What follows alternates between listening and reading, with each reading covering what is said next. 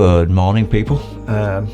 It's me again, Photo Stuff, back with another video, and this time Ricoh GR3 and 3X specific video. It's a while since I've made one in the GR102 series, and so here's your next one. I have created a Wes Andersen recipe for my Ricoh GR3, and remember now, this is just for fun. So don't get your panties in a bunch if you don't think it looks like Wes Andersen. But I've looked at a lot of his films, and I've looked at what other YouTubers are doing. When Asteroid City came out a couple of years ago, it made a big splash, and everybody was trying to recreate that color look, mostly for video. And apparently cameras do tend to struggle a little bit to try and create that look in camera. The Ricoh and I think Fuji's will be your best bet for trying to take shots like that. But disclaimer, this recipe is not suitable for all situations. It requires sunshine, bright conditions, good light. So this video is about creating the Wes Andersen straight out of camera JPEG look with your Ricoh recipe. And it's for sunny conditions. It won't suit all situations, indoors, low light and things like that. It'll probably look awful, but I haven't tried it much for that. You'll see at the end of the video, I'm going to show you some stills that I've taken that have turned out quite well. They're all straight out of camera. I've done some light cropping, that's all. I've cropped out some things that were disruptive in the image, but apart from that, these are straight out of camera JPEGs, and I'll show you a couple of the raw files developed with a different profile, so a kind of a standard color profile, so you can see what a huge difference it makes.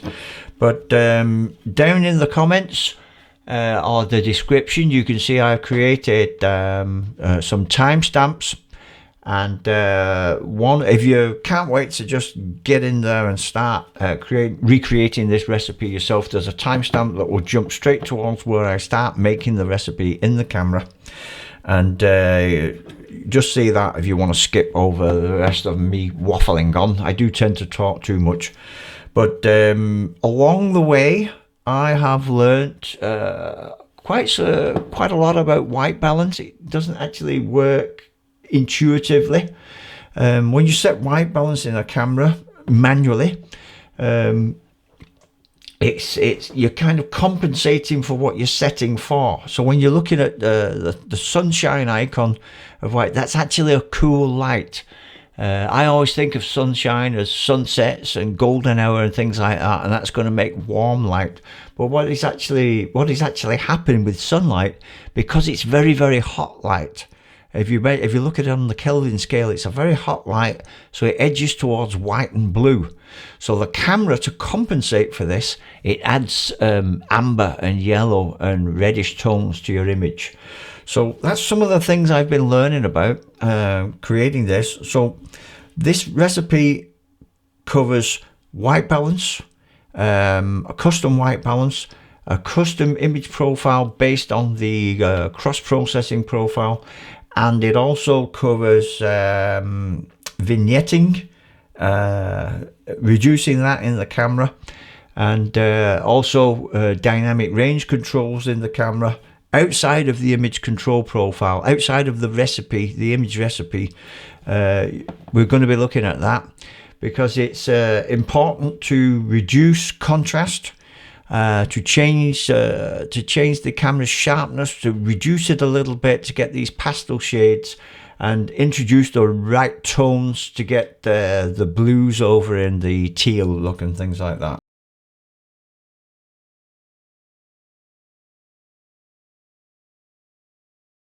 So Wes Andersen's images, there are a couple here.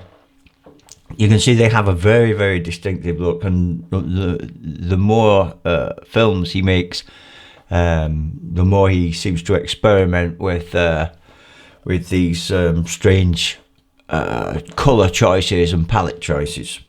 Now, one thing that is in a lot of his films is the low contrast, They're quite bright.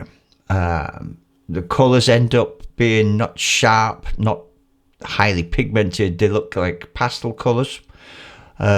Blues tend to drift over to the teal look, and that's what I've tried to achieve with this image control profile. And one of the key factors is the white balance in the camera, playing with the white balance to get this look. And you can see I've made a custom white balance, and that's a great thing with this camera. And the whole setup, actually, because I've changed the color profile or the image control profile, I've changed the image control profile, the dynamic range settings outside of the control profile in the camera shooting settings, and I've also changed the shading controls, 2 places for that one, and the white balance to make sure the whole thing gets saved. I've actually saved the whole thing to a user profile for the whole camera. That's on user 1 now up here. And if I just go into the menu here on the save settings, rename, you can see here box 1, user 1. I've got this recipe that I've called Wes Andersen 1. So everything about this profile and the camera's current configuration is saved to this. And I was going to start off with white balance. This is the slow, I'll talk you through it section of the video, where I will explain some things as we go. And then at the end of the video, I will show you how to build this whole profile, the whole Wes Andersen straight out of camera recipe from scratch at full pace, where there are no explanations. I just show you all the settings. But here I'm just going to give you a little walkthrough, and we're going to start off with the white balance. Now I've hit the white balance button down here. I always keep these button designations original because the symbols are there and that helps. Okay, so WB is white balance. Now white balance is the camera trying to maintain a neutral color balance in your image. So if the light changes when you're on auto white balance, if the circumstances of light that you are photographing in change, then auto white balance will try to adjust and keep white things white and black things black and gray things gray. Okay, that's what white balance is all about. You didn't have white balance on film cameras, but you do on digital because they are affected by light reflected off objects, and the color of that light hitting the objects can change the way the camera exposes an image. Okay, so I have made a custom white balance profile down here, and this is just like making an image control profile, in that you go into one of these and you select a basic white balance type, and then you customize that type.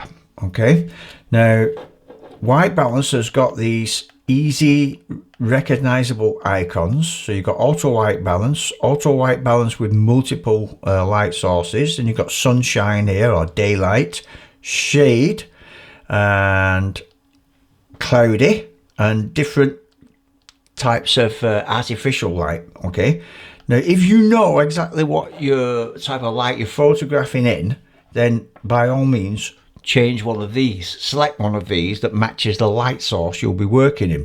If you don't know, it's probably better to work on auto white balance. Okay, now shade, for example, this is a cool light source, a cold light source. There's a lot of blue in it. Now, when you select a white balance option in a digital camera, what you're actually telling the camera to do is to compensate for the type of light in the image. So if you're getting a very blue light, a very cool light, the camera will add amber and yellow to the image to kind of balance it. That's why it's called balance. Okay, so cloudy, that's also cool. Sunny, funnily enough, sunny doesn't mean golden hour, it's nice and warm coloured. It is actually a blue light source, because the hotter a light source is in temperature, the colder the image color is. Okay, so when you select daylight as well, that will compensate by adding more amber. Now we're going to go down to this one, which is probably the easiest, which is Kelvin, and Kelvin means temperature. It's a temperature scale like Celsius and Fahrenheit. Kelvin is a larger scale, and this one will let us select a color temperature, and you can see this when you buy light bulbs and things like that. It will have a Kelvin scale on the bulb. If it's an expensive one and it's going to affect mood lighting in your house, then it will have a temperature designation on it in Kelvin. Okay, so mine is white balance 1. That's a custom one. The FM button is available, so I hit that, go in there, and you can see that it's split up in 3 areas. This is your basic white balance choice, which you will build your custom white balance on. So here I have selected K in there. This is a toning area, and this is the fine details of what K is. Okay, it says down here that display button is available in this section, and if I press the display button, you might be able to see there's a little yellow check mark and a yellow dot ping around the screen here, and that is indicating which section I am now going to be able to edit. So K is selected. That means I'm just going to select a color value by number, and I have selected up by daylight, which is 5000. Okay, so that's 5000 Kelvin or 5000 K.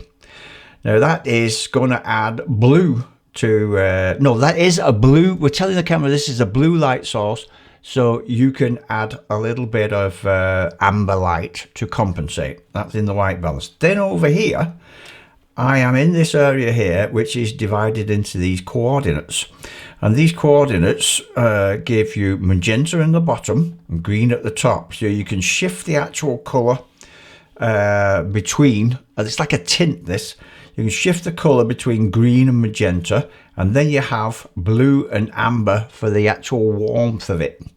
So you can see my settings are G11 and A3, so it's 3 units of amber and 11 units of green. Now that combination, combined with the white balance and what we're going to see later in the actual control profile, this will give us that the reds, the oranges and the yellows that really pop, and it will be beneficial to dragging the blues over to the teal. Okay, so that's how you do that, and I've selected 5K there. And if I wanted to move this little dot around here and change another value rather than G11 or A3, then I would hit the display button like this. Now the yellow dot is over there, and I could go to the right on the wheel here to move that over. I'll get it back to A3 there, or I could go down the scale there and lower the green value. But it was on G11 and A3 like that, and I'll say okay, and that is what I'm going to accept. And that is how you set the white balance for this recipe. Okay, or that's how I've set it. You can play around and tweak these and see if you can get something that you prefer, but that's how I've done it. Now I want to make sure it stays on these values, so I have saved the whole lot to user one and called it my Wes Andersen profile. Okay, so that is white balance.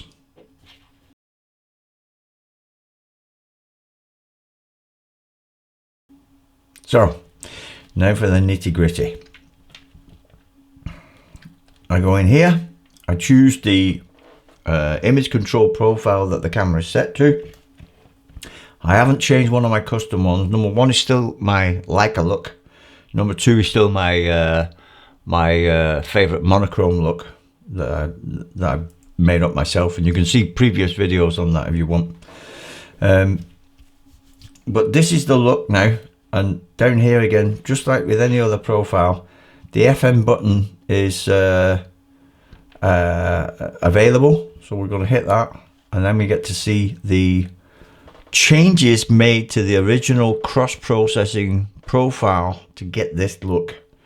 Okay, so right at the top we have saturation. That is +3. So saturation in the colors. Then we have hue. Now this is -2. This is kind of in a battle with the white balance settings. Remember, I shifted the white balance settings over towards amber a little bit and green. But this scale here, this goes from -4 to +4. I'll just show you that. There's -4. The setting I have it on is -2. That's the one that's saved. And it goes all the way up to +4. Up to +4 is red, orange, yellow. That's the way it tints the entire image in that direction. If you go left, it cools the image by dragging a tone shift over to green and blue. Now I don't want it too much, that's why it's not all the way. It's just -2, because otherwise it will just conflict too much with the settings in the white balance. So -2 for that one. Then down here we got high and low key adjustments. Low key darkens the entire image. Low key photography, for example, creates a lot of dark negative space around a subject. High key adjustments to an image lighten the entire image. So if you think of the David Bowie Life on Mars video, where he is a lone figure in a blue suit in a pure white background, that is very high key filming and photography right there. So what we're doing here is we are raising the overall brightness of the image by having +2 in the high key part. Then contrast. Now this is completely against my nature, but you can see in contrast generally, and contrast in the highlights, and contrast in the shadows, they're all on -3. So I am reducing contrast. This helps you get pastel shades and eliminate dark shadows and hard lines. Okay, another one here, sharpness. Normally I wouldn't touch sharpness. I would trust the camera's lens to be very, very sharp, which it is. Occasionally I will maybe increase sharpness by 1, but here I want to reduce some of that Ricoh sharpness to get a softer look. Then here we have color toning. Again, this is something that applies to the whole image. It's like shooting with a very weak color filter on the lens, and this is yellow. I want that 70s vibe, that orangey, yellow, amber vibe to contrast with the blue to give you these blue teal shots and things like that. So down here we have shading. Now shading is specific to this particular profile here. Shading in the camera settings in general does the same thing. They both either contribute to or combat or work against vignetting. Now when you go up the plus scale of shading, it decreases the likelihood of you getting a darker vignetting, and if you go all the way up to 4, you will get kind of a white vignette around the image. We don't want that. We just want to make sure we get edge-to-edge brightness and have no vignette. It doesn't, I don't think vignetting suits this color. It's kind of an overblown, blown out look of the entire image, and so that doesn't make sense to have nice vignetting. Although normally, both in my monochrome and my Leica look, I would have vignetting on -1 to get a little bit of a nice vignette, because when you've got a lens like this, a 28mm, which is a 28, which is actually only an 18 on an APS-C sensor, it's very wide, and you're not getting any shallow depth of field with it. So having a vignette around your subject gives you that little impression of focus on the subject, darkens the edges and the extremities of the image, and that's why it is +1 here to remove that effect for this particular profile. Down here we have clarity. that is also how soft the image will be. Minus, when you go all the way down to -4, the image will be very soft, and plus numbers will increase the sharpness of the image overall. And that is it. Now we're back to that at the top, which is saturation again. Now you can play around with these values if you think you could improve it. Remember, color and aesthetics, beauty, all of these things are subjective. What I think is nice, you might think is awful. You might hate Wes Andersen's images and visual style of filmmaking, but I like it, and I think it reminds me a lot of some old pictures of the American West in desert scenes and rundown towns in California and things like that, where there's a lot of sand, a lot of blue sky, and these old washed out towns.